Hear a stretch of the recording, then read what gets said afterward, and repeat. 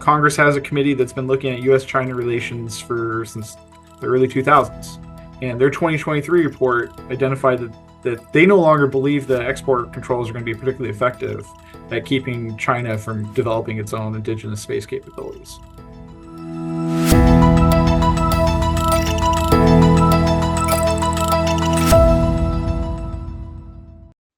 Hello, welcome to the Space Policy Show. I'm Colleen Stover with the Center for Space Policy and Strategy, part of the Aerospace Corporation.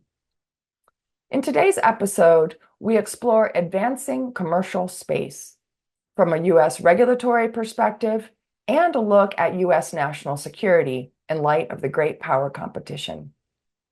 Victoria Woodburn leads the discussion with Dr. Brian Weeden, Systems Director at the Center for Space Policy and Strategy, and Geoff Reber, Principal Scientist, part of Aerospace's Defense Space Acquisition Group.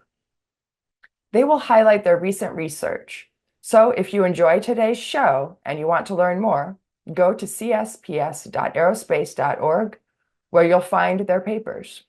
The first one, Space Regulatory Reform is a Wicked Problem, Still Worth Tackling. That's by Brian Weeden and Victoria Woodburn. And the second one, Strengthening a Solid Foundation, U.S. Advantages from Commercial Space by Geoff Reber. Thanks for joining. Over to Vicki now. Thank you, Colleen. I'm really excited to be here today and to have this conversation with two excellent guests. And we're going to be really exploring this topic of commercial space today and how to really utilize and leverage it. And so we've all done some research on various aspects of commercial space. And I think it's going to be a really good conversation. And so there's been a lot of discussion in the recent years on how the U.S. can best leverage and take advantage of commercial capabilities and commercial opportunities.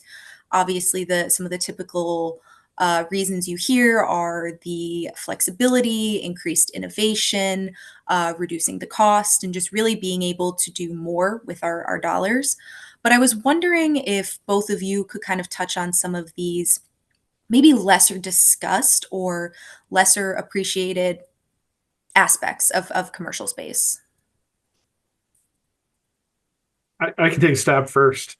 When I talk to friends and family about what's going on in commercial space and the opportunities it has, so people that are outside the industry, they often, they'll jump to SpaceX or, some of those, definitely SpaceX. And what I think is kind of interesting is that there's a lot of middle tier suppliers that are providing really innovative capability that the U.S. government can take advantage of. And I think another thing that people don't know is that there are commercial products today that are, it's not products, it's so much as services. They're being utilized by combatant commanders. It's not just happening in Ukraine. There are U.S. Combatant commanders that are looking at how they can leverage commercial products. The NRO, for example, worked with NGA and has created a electro-optical commercial layer where they can buy imagery from commercial satellites off the rack. And so it's not just about the big whiz-bang capabilities that a company like SpaceX provides. There's a lot of other capabilities out there that the U.S. government is finding opportunities to leverage. Yeah, I think what strikes me that not everyone really maybe appreciates, especially the space industry, is that it's a little bit different discussion of this topic in the space world than outside of it. And a lot of other areas outside the space world, leveraging commercial for a large part of capability is just sort of par for the course. It's the standard. They've been doing it for a much longer time. I think we here in the space world, it's a little bit different in that it is newer to us just because the space world kind of grew up being a government-run, government-dominated enterprise, and now this a new thing called commercial that's coming along, and we're trying to figure out how we grapple with it, how we deal with it.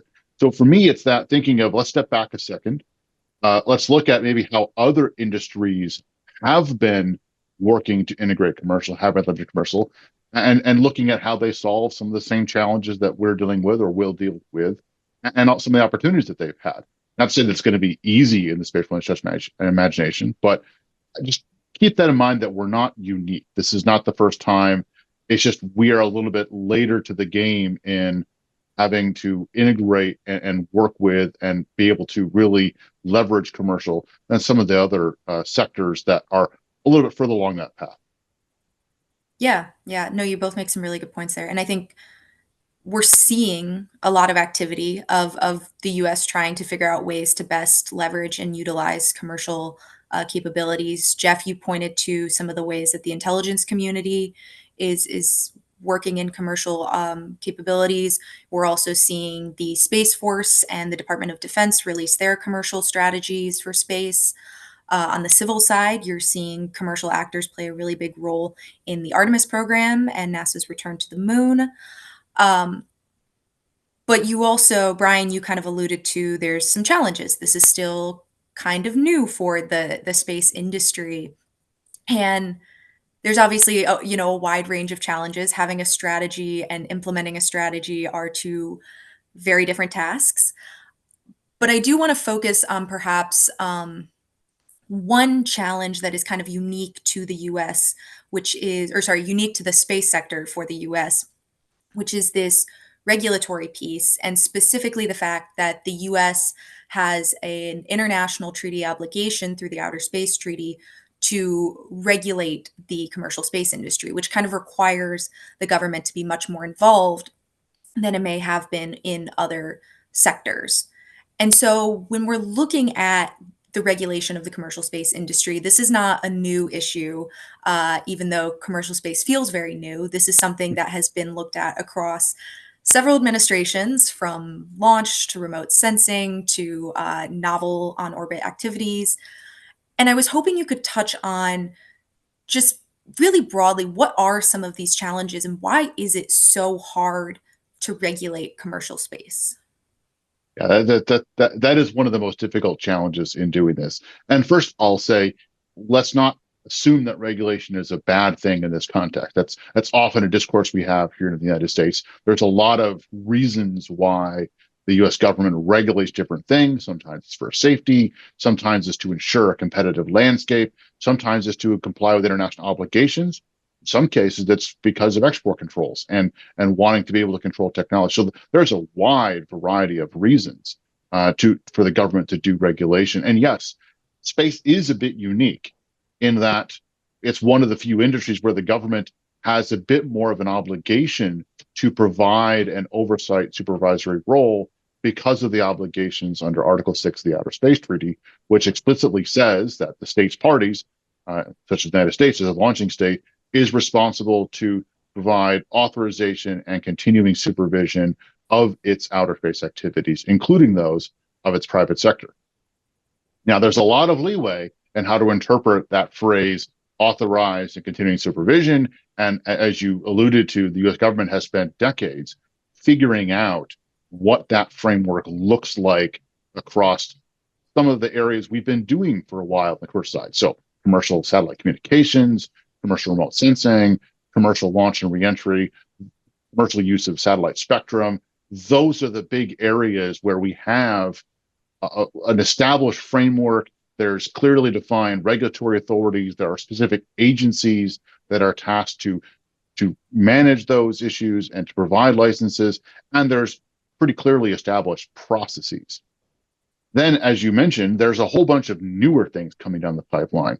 Not necessarily new in terms of no one's ever done them in space, but new in terms of being done by the private sector under a commercial setting, not as part of a direct government contract. And a lot of these newer things, they don't fall clearly into one of those buckets I just mentioned. And they may have maybe a piece of one of those buckets, because everyone uses spectrum in some format, but there may be a core aspect of the activity that is not remote sensing, launch, reentry, or spectrum use. And that's an area where the US government has been examining and trying to figure out what it's going to do, because it does have this international obligation. At the same time, there's another reason for the government to think about this, and that's because there are other stakeholders in the system, insurers, investors, other business partners, that are looking for a signal from the US government that, yeah, this is going to go ahead. There is some certainty here that this activity is going to happen. It's good to do.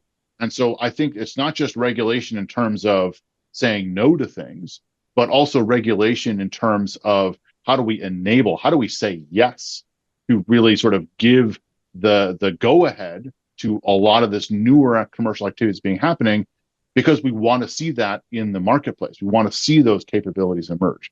So part of the reason why this is difficult is because of all these different tensions, right? You've got multiple different stakeholders within the US government, different agencies, different departments, all with different interests, different perspectives, and getting them all to coordinate is particularly challenging. And as you mentioned, that's something that the US government has been dealing with and trying to find a path forward on. Vicky, I think you brought up another point too about it's complicated because it's international. It's inherently, this is not just about activities of the US government and the US government's decisions on how it's going to regulate its own domestic economy. But what are our great power competitors doing in terms of how are they managing their treaty obligations? And what are they doing to promote or inhibit trade with other partners or with other players in the international market? So in addition to all the internal market complexities in the US, there's this international dimension. And I think we have to recognize that space is really a burgeoning domain now for commercial interest. And it's a lot like the high seas might have been 300, 400 years ago. And so a lot of the rules of the road are being worked out. And that is a complex set of conditions to work through. Mm-hmm. Yeah, and just to emphasize that is a new thing with this, right? Space grew up during the Cold War, very much this sort of superpower competition. There was sort of two sides. There were some non-aligned countries, but very much a two-sided sort of competition. There was not as much commercialized technology, right? It was a little bit easier for the government to impose controls. Today's world is very different. Space is globalized. The technologies are commoditized. Many countries have access to the technologies. Many countries are looking to create their own companies, and we'll get a little bit more, I think, a little later in the conversation. And so that is a much different landscape, even from what it was a few decades ago, for the government to try and sort through how do we manage this? How do we leverage this capability? Yeah, agreed. Yeah, and you both touched on, I think, a lot of tensions and competing interests here. Balancing national security, safety, the globalization of a lot of these technologies, and also encouraging growth while also regulating an industry at the same time. And I guess, if you have anything more to add to it, how should we be thinking about trying to balance all this, and also bringing in the sustainability aspect of how should we be balancing all this while also trying to maintain our be kind to the earth and maintain our orbital environment. I mean, you said growth, Vicky. I think grow is a really important term there. It's a maturation of a market, and we're at kind of this transformative stage. I don't think there's any easy answers. Yeah. Yeah, and no, agree. There's no easy. That's why we're having this in-depth discussion. That's why we're working on it. That's why it has been a topic of discussion for so many years so far. And I agree with that question of growth. And to get sustainability, it's a question of how do we sustainably grow the industry. If you look at what the U.S. national policy says about this, it's about how do we continue to use space into the future for all of the amazing benefits we currently get from space and all the ones that we haven't identified yet. Again, a lot of that's going to come from the commercial innovation. So how do we say yes to things? How do we open it up? Because the whole point of doing this is to be able to get capabilities, to be able to drive benefit back. So we have to do something. We can't just say, no, don't do anything, right? We have to be able to use it to be able to drive benefits. How do we balance that with the sustainability angles, with all the physical congestion, the radiofrequency congestion, many, many different aspects to this. And as you mentioned, the national security elements, which is a huge part of this. That's what makes this so complicated. And, we don't, I'll Wicked say up front, complicated, Brian. exactly, right? It is hugely complicated. And I'll say up front, we don't have any easy answers, right? A big part of our message is, yes, this is tough. Yes, this is complicated, but it's still important that we figure it out. Because if there was an easy answer, we would do it already. And if we don't figure it out, there is a real risk here. The risk is that this goes away, right? The risk is that the innovation, the spark, this emergence of the commercial we're starting to see doesn't get a chance to grow. It gets stifled or it runs out of steam because of running into roadblocks, running into obstacles, running out of inertia, not having markets, all these various factors. And then we have this lost opportunity, right? We have all the potential things that could have delivered that were lost. And I think, Geoff, as you've talked about, there's also implications of not having this when it comes to the great power competition. Yeah, I mean, I think it's more about the not lost forever, but the U.S. will get out competed if it doesn't figure out an effective way to utilize the strengths it already has in its commercial industry. And I think that is one of the wicked challenges is the U.S. is in this leadership role in the great power competition, at least in the space domain. But our competitors are recognizing that and looking at how can they challenge and overcome that leadership. So we have to be strategic on what we do going forward to maintain that edge. And just for a moment here, you keep bringing back the phrase "wicked" and to describe the challenge here. And so maybe for those who are listening who might not be familiar, can you please describe what you mean by a wicked challenge?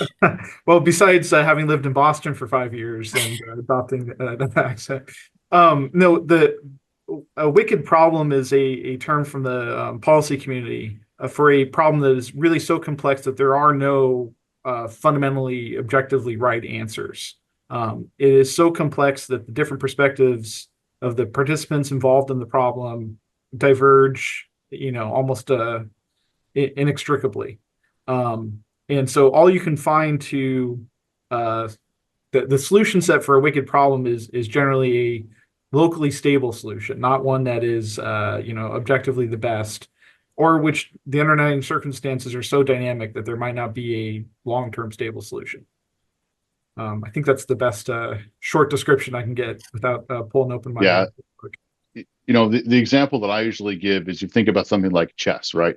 Chess is the opposite, where there's a clearly defined rule set. Everyone agrees there's white, there's black, the movements are different pieces, what the winning conditions are when the game is over. That is not a wicked problem. Wicked problems are the opposite of all of that.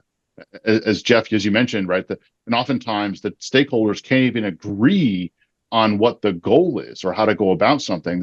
You cannot define all the variables, you cannot define all the rules, and there may not be a clear defined stopping point. So all the things you just mentioned are exactly the challenge.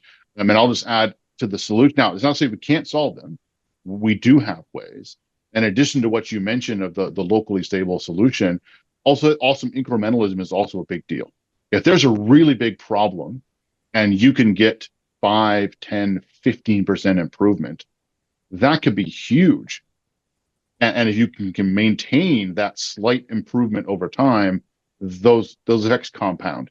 And again, these problems are not going away anytime soon, so we can continue to work on them and get better.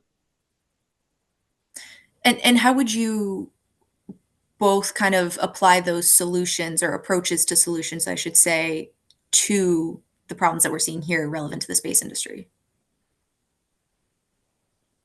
I think the part of the challenge, and we've hinted at this already, is just the sheer number of stakeholders that are involved.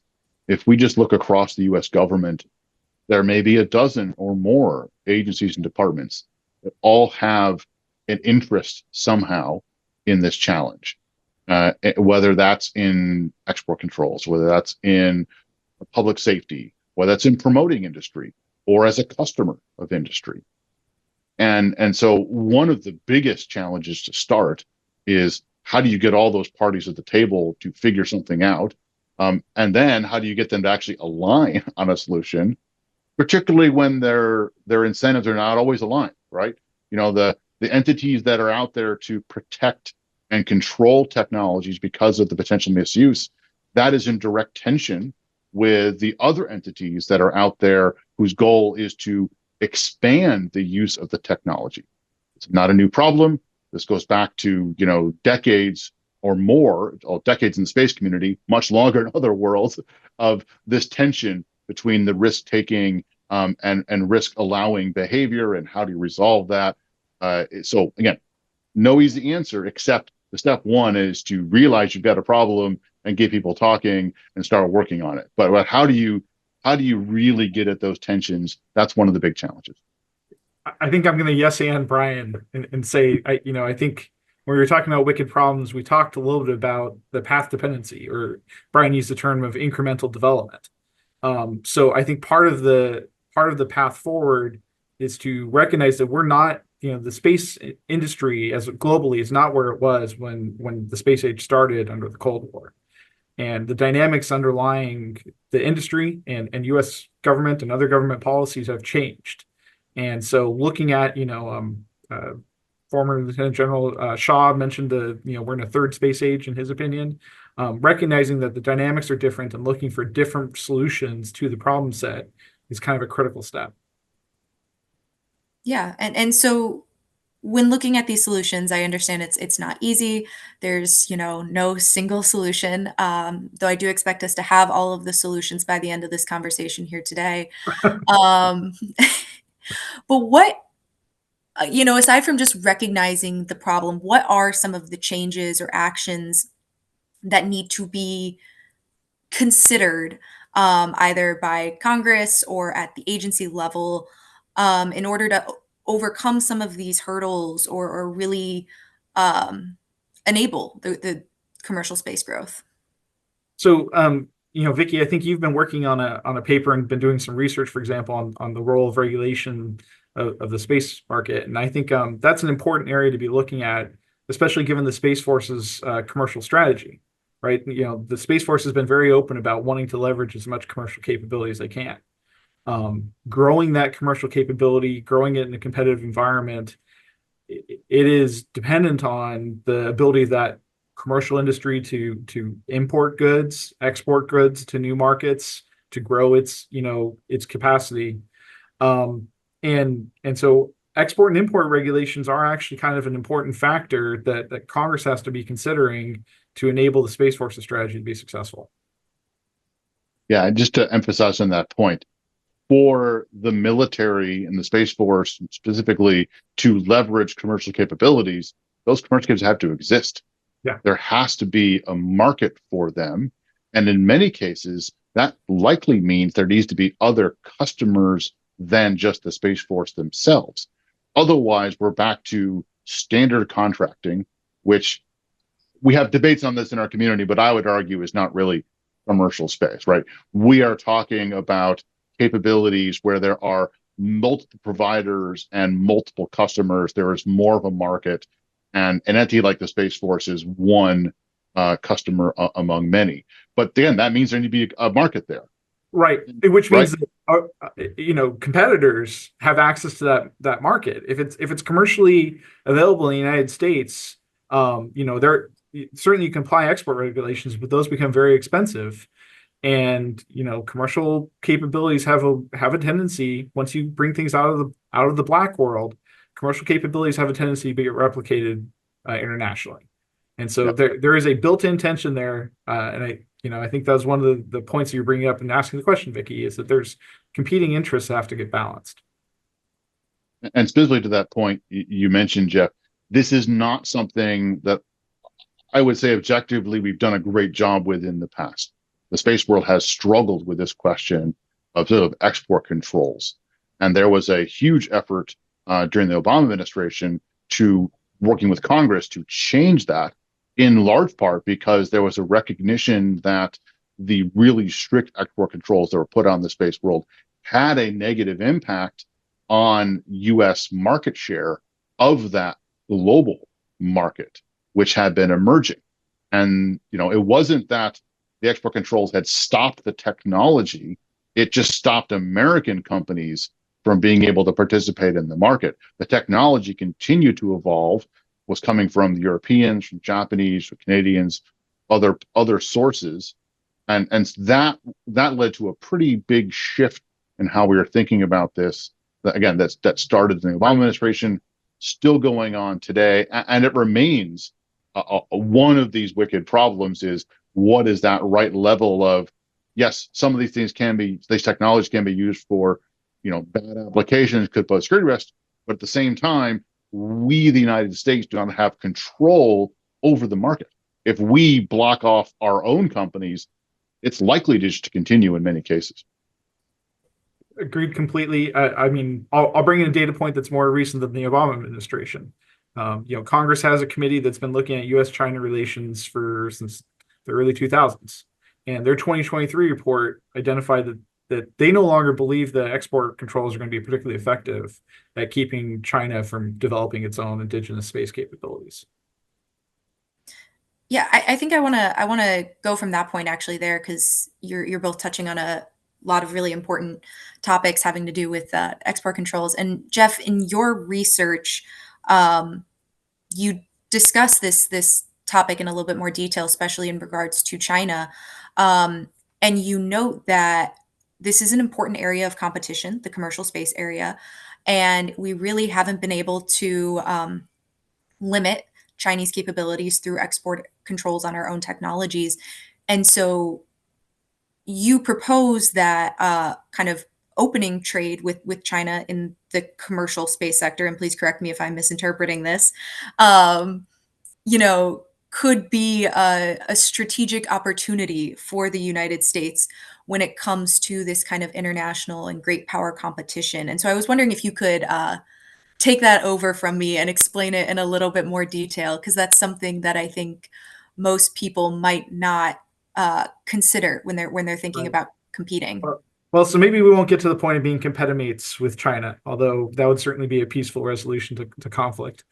But the idea here came most recently from an international security paper written by some authors in MIT that kind of looked back at some historical great power competitions, and really, yeah, I'm just going to read this quote here. Identified that there are structural incentives to cutting off a rising power's access to global supply chains, that those structural incentives can trigger a process that ultimately results in an accelerating decline of the dominant power's capability over time. Now, it's a whole paper. I'm not going to go into the nuts and bolts of it, but the idea here is that competition is not just a one-dimensional contest. There are many different facets involved.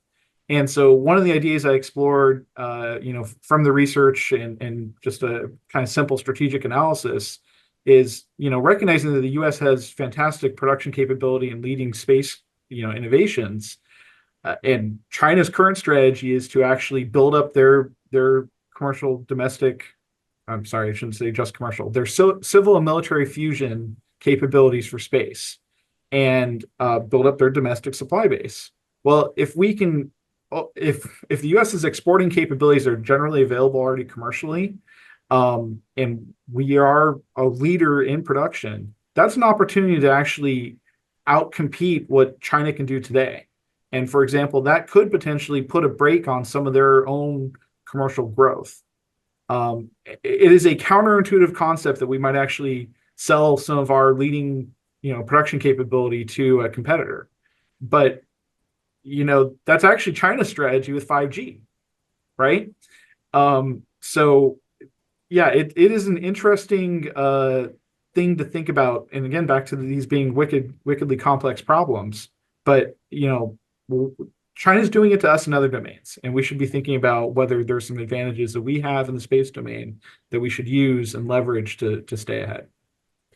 Yeah, and Vicky, I was actually struck by the way you phrased that, right? I think you said, we're going to try and limit China's technical progress by restricting our own technology. Yeah, just phrasing it that way, right? It sounds a little crazy. It's like, wait, how is that going to work? And honestly, that's kind of the way that we were thinking about it. And And Geoff, to your point, what we've seen since the really strict export controls were imposed on U.S. and selling products to China is they've just developed their own indigenous capabilities. And so they're able to do it. And it's a little bit different because instead of them relying on purchasing capabilities, technologies from abroad, they've figured out how to do it themselves. And the question then becomes, is that more or less of a good outcome than what might have been alternate outcome if they're relying on somebody else's technologies, right? That's part of this complicated kind of multi-variable approach you were getting at with trying to think of what we're doing here. And right. Yeah, Brian, I'd add to that, and this is maybe a nuance that isn't quite obvious, but when we're talking about very high technology capabilities, like a satellite with 100 gigabit data links, or very high resolution spectrometry, these are not simple. You can't just copy the blueprints and be able to build a system like this effectively.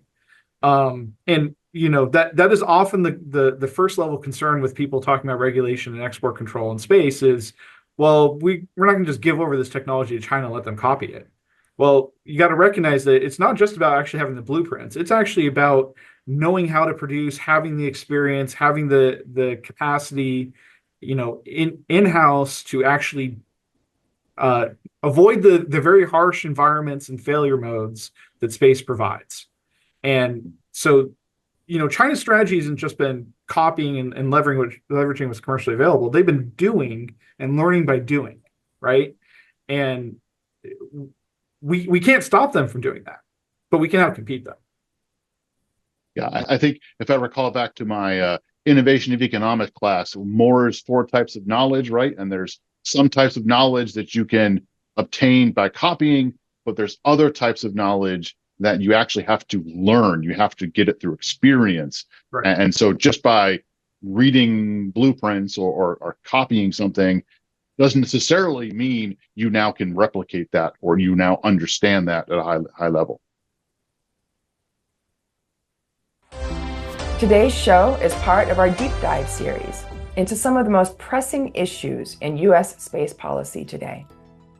The deep dive series research topics are part of the Space Agenda 2025 compendium. It's an effort by CSPS to lean into some of the issues already at the forefront or likely to emerge in the next few years. You can read the entire list of Space Agenda 2025 papers at csps.aerospace.org/SA2025. And now that we're back from the break, I do want to just take a moment to step back. And we've been exploring some of these really novel ideas, I guess, surrounding export controls, but maybe, exploring some of the rationales or just explaining some of the reasons why we have some of these policies in place to begin with. Yeah. Oh, maybe I can start with that because I might have come across as saying there's no role for export control. And in my day job right now, I support the Space Force pretty directly, and there are absolutely unique U.S. capabilities that we don't want to be giving away to potential adversaries.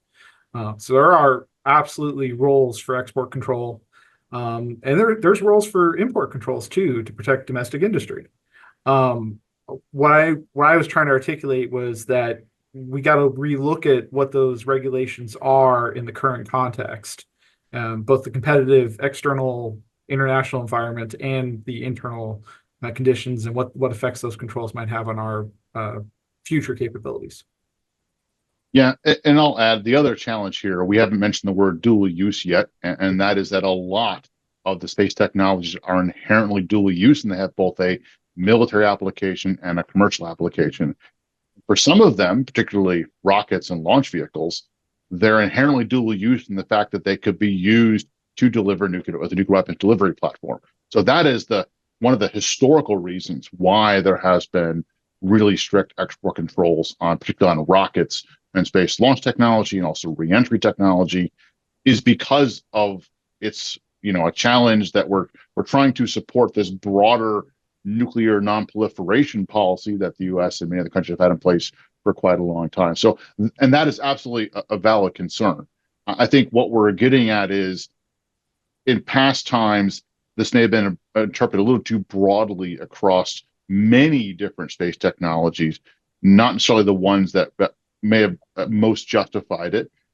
And as the technology commoditizes and becomes commercialized, I think there's always a chance to reevaluate that balance between the restrictions and the enabling. Yeah, I mean, I think we're once again coming to this trend we've seen throughout our conversation here of there are just a lot of competing tensions, and trying to balance all of those is a wicked problem.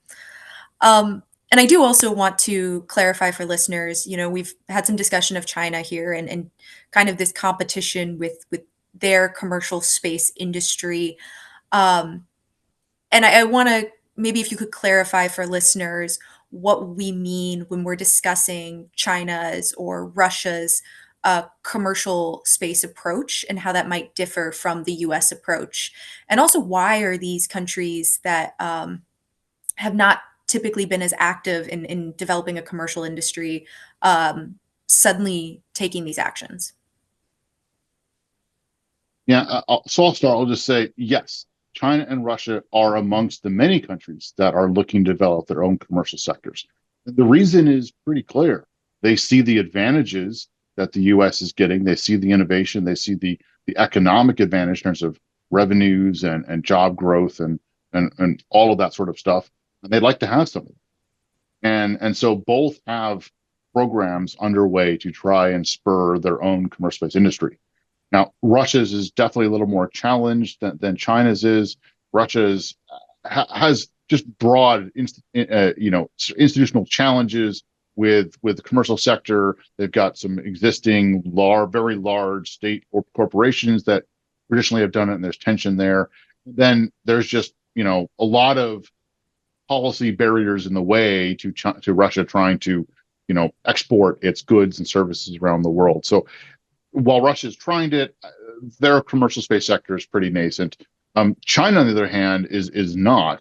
It is rapidly growing, and I think it's important to keep in mind that China's commercial space sector is different than the U.S., but also very complex and has a lot of different moving parts to it. I don't know, Geoff, if you want to explain more about sort of what's going on in China. Yeah, I mean, I'm not a China expert. I'm a space systems expert, but one of the things that stands out to me that China is trying to figure out is how to what we talk about in our policy circles is a civil military fusion is the core part of China's current strategy. So what we see that is the military sector and the civil sector in China working together to sponsor and seed commercial entities. And it's also really interesting that in China, it's not just the Politburo at the national level. There are also different governments at the local level that are fostering and trying to compete for business in the space industry. And so it is an interesting dynamic. They are deliberately trying to shift out of a top-down control and foster that innovation that Brian was talking about. And I think that actually kind of points to another reason why commercial is such an important factor right now in space. It's just the commercial capability. The space industry is a maturing market, and there are commercial solutions that. This is not the Cold War anymore. It's not 1960, where the U.S. government or China or Russia's government has to seed and develop all the technologies themselves. In the commercial industry, and not just the space industry, but space providers are bringing in commercial solutions. Graphic processing units, 3D printing, artificial intelligence, automation. Capabilities are not being developed in the space sector. Not even really being developed or driven by government funding. I mean, government funding is definitely there, but it might not be the biggest, development source or investor anymore in those capabilities. The commercial market is, and it might not be in the space domain. It might be in other domains. And in the maturing commercial industry, it's maturing in that it can take advantage of those developments from outside and apply it to the space domain. And so that is, I think, another reason why not just the US, but pretty much everybody on the international stage is looking at how do they harness that innovation pipeline for their space needs. Yeah, and looking more, stepping away from Russia and China for a moment and looking more globally, because obviously there are more than just three actors in the space domain. What are some of these trends we're seeing with international approaches to commercial space? Well, So, everybody, hi, Brian. the trend we're seeing is everyone wants a part of it, right? Many countries are now involved in space, and that number is growing every year. And many countries are looking to either leverage commercial capabilities to help support and boost what they can do in space.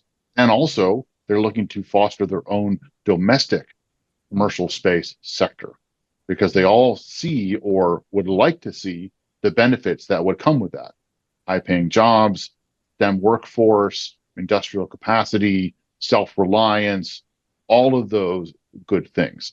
So what we're seeing sort of proliferate across the world are various countries announcing commercial space strategies, national industrial base efforts, all sorts of initiatives to kind of get in the game. And the good news is that's leading to a lot more capacity and a lot more new stuff coming into the market. One of the challenges is every country wants to support commercial space, but they want to support their own commercial space. Right. And they want it, but they want it here. And what we're seeing is governments put in place policies that say, well, we've got a contract to hire this, but it can only go to our domestic companies. And that creates a fragmented market. And one of the questions is whether or not that's each of those little fragments to be big enough to sustain a commercial presence. Yeah, I'd throw into the list too, Brian. I think there is still the prestige aspect as well. I mean, here in the United States, we take a lot of pride in the Apollo program and the International Space Station and all of our space science and exploration. And I think there's a lot of interest in that, across the world. Yeah, so what are maybe some of the implications then of that fragmentation for both the US government, who is trying to do the same thing and bolstering our commercial space industry domestically, but also wanting to work with our allies and our partners and encouraging their capabilities, and also for the US commercial sector. So good. Let me try to take a cut at it, Brian, and see what you think. So I think it just points to that there are a lot of opportunities internationally. Let's just say globally. There are a lot of opportunities in space, and the nations that position themselves to go after those opportunities best, not just for themselves, but for the broad interests across the world, are going to be the leaders in the next space age. And so it's an active competition. And in that competitive environment, I think, one of the risks that the U.S. Has to think about is falling behind through isolation or, either self-isolation or just a bunch of breaks on its internal capability. Yeah, to further that, I don't think any country can look at this as what is our domestic space market. I think you have to look at it, what is our role in the global space market, because that's really what it is. Totally. And that's a different lens through which to view this. One of the other challenges to also keep in mind is this question I think we learned at the beginning of this conversation is, are there other customers for the thing I want, the capability or the widget I want? If the answer is yes, then it's probably pretty easy, or relatively easy, to contract with that, to bring that in and leverage that. But if the thing you're wanting to leverage, you're the only customer, or there's only a couple of customers, or all the customers are sovereign powers who only will buy from their own domestic suppliers, then there may not be a robust market. There may not be enough demand to support that. And so if you then still want to acquire that capability via commercial contract or commercial off the shelf, you may then need as a government to put in the money to support and sustain that commercial base to provide that. And that's a really difficult question for governments to deal with, right? Because that's different than the regulation we talked about earlier.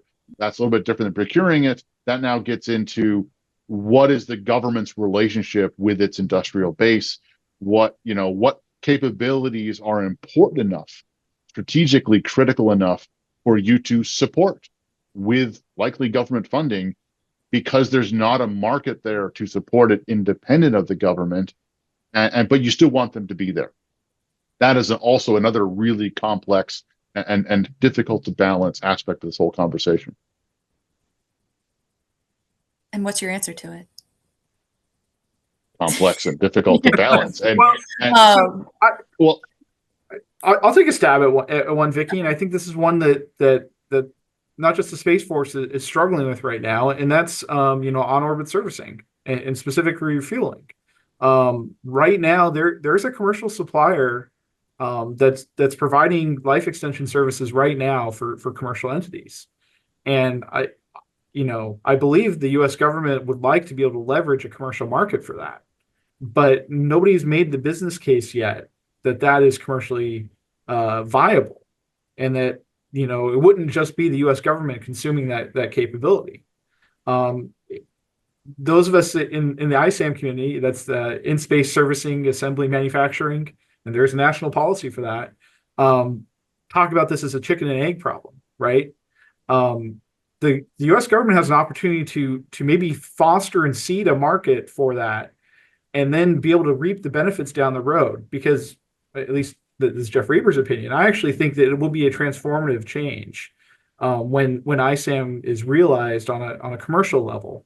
And certainly, we have competitors that are pursuing that capability right now.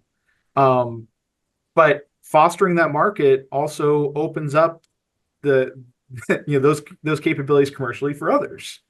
And there's a tension there between building military unique capability and the government having to find the seed money to actually foster a market and give it time to grow before it gets those returns back. So there's kind of two competing challenges there. There's a vision of where that might need to go, but the path to realizing that vision is a complicated one. And we use the word complicated and wicked a lot, I know, but that is the reality of a policy discussion. And I'll add one more wrinkle to this, back to the every country kind of wants their own. Multiple countries are investing in ISAM capabilities, particularly in debris removal remediation capabilities. We've seen Japan, the UK, New Zealand, the European Union all expressed interest or start to go down contracts. But all those contracts are going to essentially their own domestic entities, which again gets back to this market fragmentation aspect that I'm talking about, and leaves open the question, is there enough of a market to sustain those commercial capabilities if they can only really get contracts from whatever country they're currently located in or headquartered in? And Vicky, I mean, we've talked about competition a little bit, but and I used the word competimates before. I'd like to point to NASA's Gateway program, the Artemis Accords, as an example of where the U.S. can provide its leadership and shape how globally exploration is going to evolve, lunar exploration especially. There are agreements underway, multilateral international agreements on how servicing of capabilities in lunar orbit and cislunar orbit will be done. And that's a deliberate decision that NASA is making, that the U.S. government is making. And it's my hope that'll grow a market and a competitive advantage for those that are participating in that collaboration. Yeah, no, it's really interesting. I do note that we are getting kind of close on time here, I believe. And so I do want to leave some time for us to explore any last thoughts. But I think, one really interesting way, I'm not going to say question, but is what questions should the US be asking right now, especially as we look out over the next few years? Both what questions should the US government be asking, and what questions should the US commercial sector be asking itself when we are, thinking about strategic competition, and when we're thinking about promoting our own domestic industry. So I'll start with one, and we've alluded to this a little bit. What is the right balance between protecting, controlling technologies and promoting them? We've brought this up a couple of times early in the conversation. I'm not saying that I know exactly what the right answer is. I'm saying this needs to be a ongoing discussion, and the decisions we made in the past for what that balance could be may not be the right balance for today because of the changing landscape we've been talking about, right?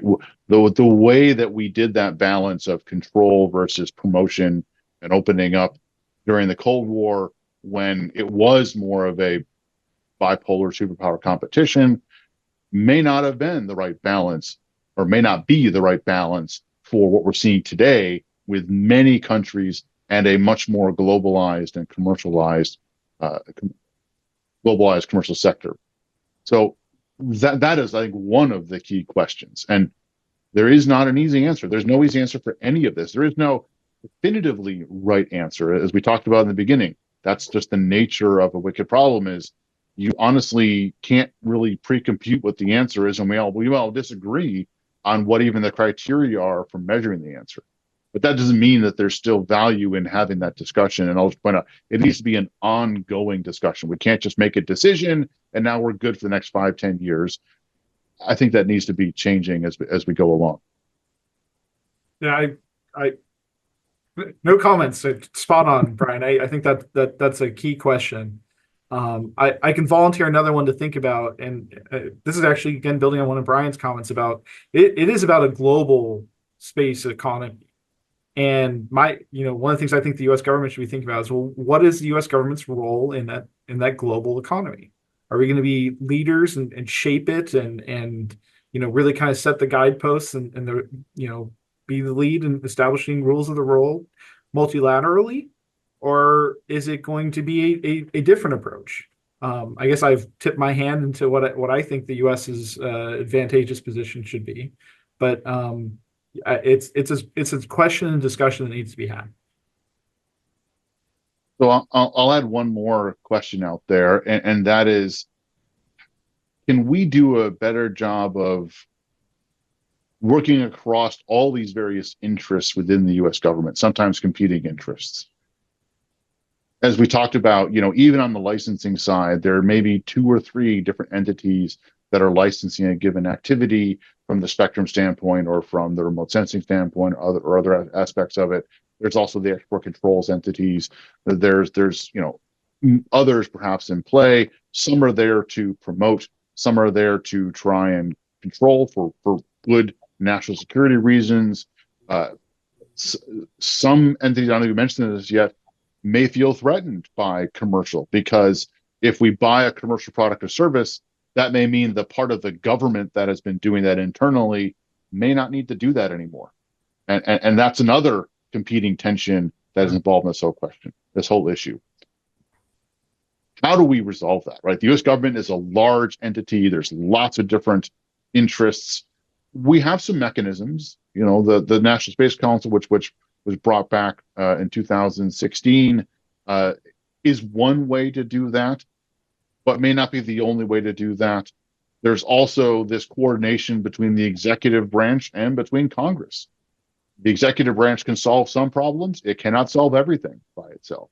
A lot of this depends upon the authorities that are defined by Congress and the funding that is provided to either procurement programs or just to the government, to agencies to put in place the oversight mechanisms.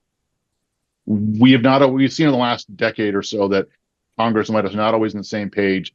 That needs to happen. There needs to be some coordination there because, in our system of government in the U.S., we kind of need them all to come to agreement to enable a lot of the things that we're talking about. Vicky, you've researched some of this yourself. What do you think is one of the key questions that we haven't brought up yet? Oh goodness. Sorry to put you on the spot, but Putting me on the spot here. I mean, I think for me, the one that interests me the most is just that question between that kind of tension between wanting to have that sort of protectionist, promoting our own domestic industry, but also really wanting to work with allies and partners, especially in this kind of era of great power competition, recognizing that that is something that we inherently have to do. And just that tension between, how do we prioritize our own industry, but also promote international capabilities and leverage those as well. And what happens if international capabilities or commercial capabilities are better than US commercial capabilities? What do we do then? I think those are some of the questions that I'm really interested in exploring more. Yeah, I didn't mean to put you on the spot, but No, no, you're I think what you were good. getting at was, one of the terms I'm hearing a lot here in LA, right across from LA Space Force Base, is supply chain. Mhm. And yeah, so I think what you're saying right there speaks to the challenges that need to be worked out in the space supply chain, which it is de facto and really has been for a long time a global supply chain. Absolutely. Yeah. Yeah. Well, I do think we're about at time.